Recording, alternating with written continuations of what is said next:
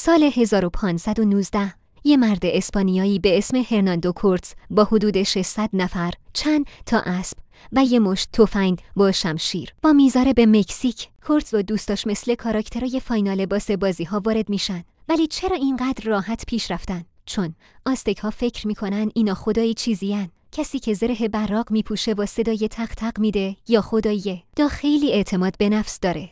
مونتزوما شاه آستک میگه خوش اومدی خدای من، بیا داخل قصر، هر چی خواستی بگو. خب بدیهیه که وقتی به یه استعمارگر جا و غذا و طلا بدی خودش رو مهمون نمیدونه، صاحب خونه میشه.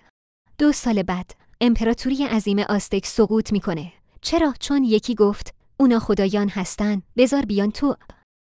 درس امروز هر کی کفش براق پوشیده خدا نیست، شاید فقط یه اشغالگر شیک پوشه. اگه خوشت اومد لایک کن و برام کامنت بذار.